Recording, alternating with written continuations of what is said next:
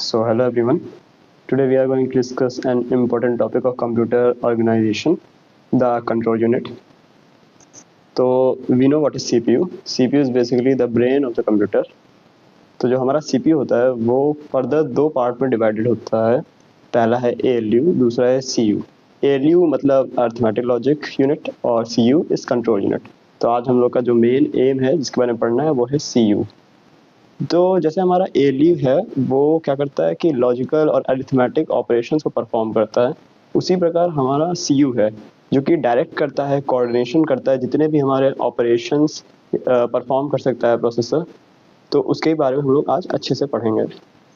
सो यहाँ मैंने वही लिखा है, are type CPU is partition into ALU and CU.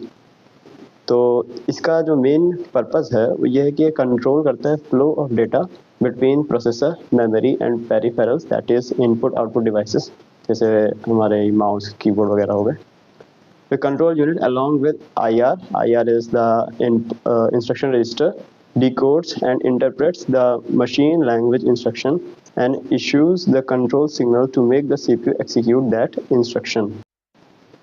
So, अगर हम लोग definition of control unit की बात करें, so the control unit is part of the CPU that directs the operation of the processor by generating appropriate timing and control signals. Okay, so अगर हम लोग इसको सिंपल वर्ड से बोलें तो कंट्रोल यूनिट जो है वो CPU का मैनेजर है. ये डिसाइड करता है कि कौन सा कंपोनेंट कब एक्टिव होगा, कौन सा डेटा कहाँ मूव करेगा, कौन सा ऑपरेशन परफॉर्म होगा. मतलब CPU के अंदर जितना भी कोऑर्डिनेशन होता है वो सब कंट्रोल यूनिट के ही थ्रू होता है. तो now let's talk about the role of control unit. So the control unit controls the flow of data between the processor, memory and input output devices. या फिर से वही सिंपली बोले, ये सिर्फ CPU के अंदर के काम नहीं करता है बल्कि मेमोरी और पेरिफेरल डिवाइसेस जैसे कीबोर्ड, माउस एक्सेट्रा के साथ भी कोऑर्डिनेशन करता है. अगर मेमोरी से डेटा रीड करना हो या इनपुट आउटपुट डिवाइस को सिग्नल भेजना हो, ये सब काम भी कंट्रोल यूनिट ही हैंडल करता है. Now the two basic functions of control unit, first is sequencing, second in execution. तो जो CU है वो सीक्वेंसिंग और एक्सिक्यूशन किसका करता है? इंस्ट्रक्शंस का करता है. बेसिकली जो भी हमारे प्रोग्राम्स होते हैं वो कलेक्शन ऑफ इंस्ट्रक्शंस होते हैं और ये जो इंस्ट्रक्शंस हैं ये मेमोरी में लोड होते हैं और धीरे धीरे CPU के द्वारा फैच होते हैं, फिर एक्सिक्यूट होते हैं. जो इंस्ट्रक्शंस हैं वो फर्दर बहुत सारे छोटे छोटे इंस्ट्रक्शन जिनको हम लोग माइक्रो ऑपरेशंस बोलते हैं उसमें डिवाइडेड होते हैं, जैसे कि फैच, डीकोड एक्सेट्रा. तो उससे पहले लेट्स सी इंस्ट्रक्शन एक बार. So हमारे instructions group of bits which instructs computer to do some operations. इसमें opcode होता है, operand info होती है और हमारे पास address mode होता है. ये टोटल n bits का होता है. Okay, now let's move. फिर हमारे पास जो इंस्ट्रक्शंस होते हैं किसी प्रोग्राम के वो मेमोरी में एज अ स्टैक के फॉर्म में सेव होते हैं. सबसे नीचे हमारा वो इंस्ट्रक्शन रहेगा जिसको लास्ट में एग्जीक्यूट होना है, सबसे ऊपर वो जिसको पहले एग्जीक्यूट होना है. फिर हमारे पास यहाँ पर जो CPU है उस पर प्रोग्राम काउंटर होता है और हमारे पास IR यानी कि इंस्ट्रक्शन रजिस्टर होता है. जो प्रोग्राम काउंटर होता है वो ऑलरेडी हमारा जो सबसे पहला इंस्ट्रक्शन है उसको रखता है स्टार्टिंग में. तो I1 में इसका एड्रेस होगा, फिर ये जाएगा हमारा IR में यानी कि इंस्ट्रक्शन रजिस्टर में, फिर यहाँ पर से एग्जीक्यूट होना चालू होगा. इसकी जो साइकिल होती है इंस्ट्रक्शन फेच और हमारे पास एग्जीक्यूशन साइकिल, टोटल 6 स्टेप्स होते हैं. जैसे कि यहाँ पर लिखा है इंस्ट्रक्शन फेच, ऑपकोड, डीकोड, फिर ऑपरेंड एड्रेस, इफेक्टिव एड्रेस का डीकोड होएगा और operand fetch, execution of operation, right back result. जो फर्स्ट साइकिल है इसे बोलते हैं हम लोग, इसे बोलते हैं फेच साइकिल और इसको बोलते हैं एक्सिक्यूशन साइकिल. ये ओवरऑल इंस्ट्रक्शन साइकिल होती है.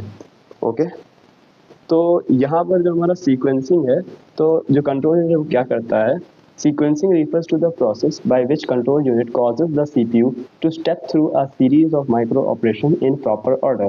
यानी कि सिंपल टर्म से बोलें, सीक्वेंसिंग का मतलब है कि इंस्ट्रक्शन को डायरेक्टली एग्जीक्यूट नहीं किया जाता है. हर इंस्ट्रक्शन को छोटे छोटे स्टेप्स में तोड़ दिया जाता है जिन्हें हम माइक्रो ऑपरेशंस कहते हैं और कंट्रोल यूनिट इंश्योर करता है कि ये माइक्रो ऑपरेशंस जो हैं वो एक करेक्ट ऑर्डर में एग्जीक्यूट हों. Now let's discuss execution. जो second process है, execution is the process in which control unit causes each micro operation to be performed using control signals. Okay, तो अगेन सिंपल टर्म्स में execution phase में basically जो control unit होता है वो signal generate करता है जिससे हर माइक्रो ऑपरेशंस एक्चुअली परफॉर्म हो। मतलब कंट्रोल यूनिट के सिग्नल्स बिना कोई भी रजिस्टर ट्रांसफर या एलयू ऑपरेशन पॉसिबल ही नहीं है। Now let's discuss what are control signals. तो control signals are binary signals generated by the control unit to control various operation of the system. Control signals यानी कि hardware को activate करते हैं। Now यहाँ पे कुछ डेफिनेशन है वो देख लेते हैं। इंस्ट्रक्शन साइकिल तो पीछे देख लिया था। बेसिकली जितनी भी हमारी साइकिल्स होती हैं उनकी सब साइकिल्स होती है जो कि सीक्वेंस ऑफ माइक्रो ऑपरेशंस होता है। Let's discuss that with this diagram. तो हमारे पास एक कोई प्रोग्राम था जो एग्जीक्यूट हुआ था। मैंने कहा था एक प्रोग्राम बहुत सारे इंस्ट्रक्शन से मिलकर बना होता है। तो ये प्रोग्राम मान लेते हैं I1 I2 I3 till IN instruction से बना है। अब इन सबकी इंस्ट्रक्शन साइकिल होगी, वही 6 ऑपरेशंस होंगे, सबके 6 ऑपरेशन होंगे। नाउ इसका थोड़ा और जूम इन करके देखते हैं। I3 में क्या हुआ कि हमारे फेच, डिकोड, एग्जीक्यूट, इंटरप्ट चले। मैंने कहा था जो हमारे ईच इंस्ट्रक्शन होंगे वो और फर्दर छोटे छोटे इंस्ट्रक्शन डिवाइड होते हैं। अब ये जो छोटे छोटे ऑपरेशंस हैं ये और छोटे छोटे ऑपरेशन डिवाइड होते हैं जिन्हें माइक्रो ऑपरेशंस बोलते हैं।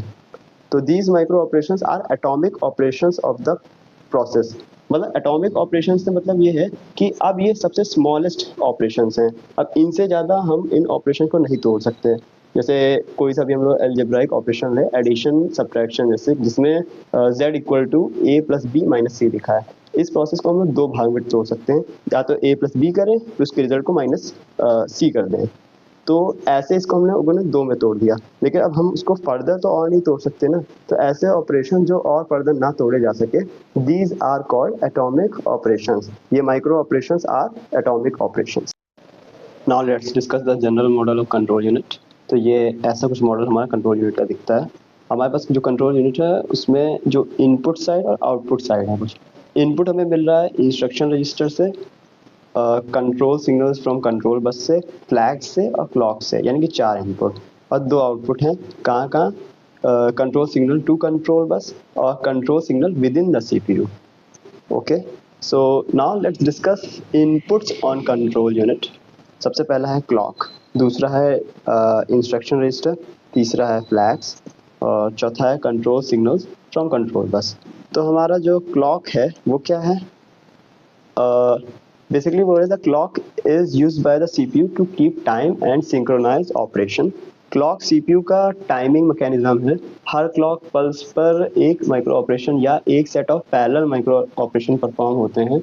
इससे प्रोसेसर साइकिल टाइम या क्लॉक साइकिल टाइम भी बोला जाता है।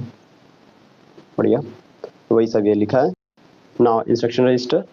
सो इंस्ट्रक्शन रजिस्टर हमारा एक स्पेशल पर्पस रजिस्टर होता है जो कि CPU के अंदर होता है, मतलब आर्किटेक्चर के अकॉर्डिंग। कभी कभी जो स्पेशल पर्पस रजिस्टर हो इसके रूप में नहीं होगा, as a general purpose register होता है।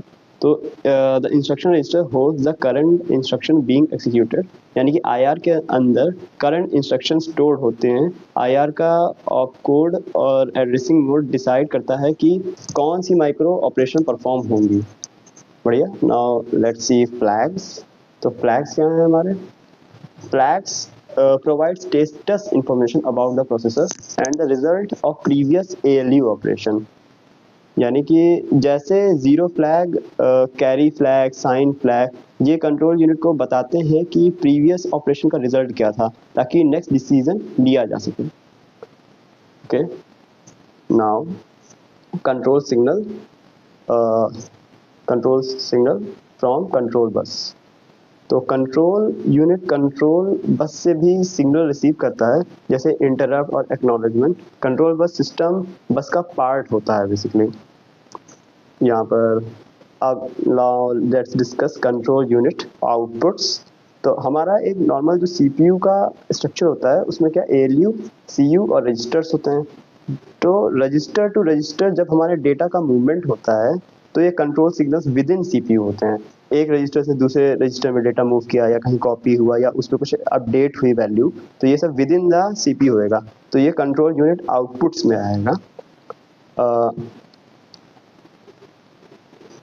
मतलब बोले तो इंटरनल कंपोनेंट जो होंगे CPU के उसमें काम होता है।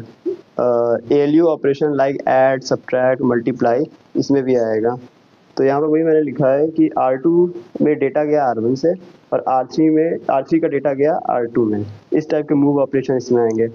फिर activate specific ALU function such as add, subtract, multiply, division etcetera और control signal to the control bus. यहाँ पर सिंपल है कि हमारा जो कंट्रोल सिग्नल होते हैं वो मेमोरी में वाया द सिस्टम बस जाते हैं। Control signals to input output modules जाते हैं, जैसे कि वही हमारा माउस हो गया, कीबोर्ड हो गया, etcetera. Now two major types of control organization या फिर इम्प्लीमेंटेशन ऑफ कंट्रोल यूनिट।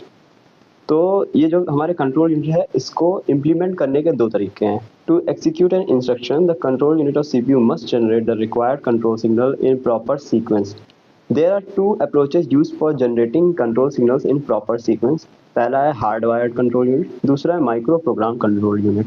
तो जो हार्ड वायर्ड कंट्रोल यूनिट है, जैसे कि इसका नाम बता रहा है हार्डवेयर से रिलेटेड है, यानी कि इसमें हमारा जो भी CPU है वो बना है हार्डवेयर की हेल्प से, यानी कि डिजिटल सर्किट जैसे कि गेट्स के कॉम्बो, एनकोडर्स, डिकोडर्स एक्सेट्रा। ये हमारा टॉपिक नेक्स्ट वीडियो में होगा। Now micro program control unit, ये इसमें कोई हार्डवेयर का पार्ट नहीं है। इसमें हम लोग इसको पूरी की पूरी प्रोग्रामिंग अप्रोच से बनाते हैं और इसे भी हम लोग नेक्स्ट पार्ट में कवर करेंगे। तो इस वीडियो को एंड करने से पहले जो भी हम लोगों ने आज पढ़ा उसको समराइज कर लेते हैं कुछ नॉर्मल लाइंस में, छोटी छोटी लाइंस।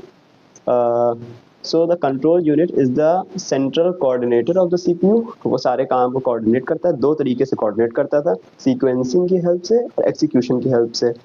फिर it generates timing and control signals, it ensures proper sequencing and execution of micro operations and manages communication between CPU, memory and input output devices. So हम लोग कह सकते हैं बगैर कंट्रोल यूनिट के जो भी हमारा प्रोसेसर है वो प्रॉपरली फंक्शन नहीं कर पाएगा एक ऑर्गेनाइज मैनर में। Okay, thank you everybody. अब हम लोग नेक्स्ट वीडियो में डिस्कस करेंगे हार्ड वायर्ड कंट्रोल यूनिट और micro program control unit detail में।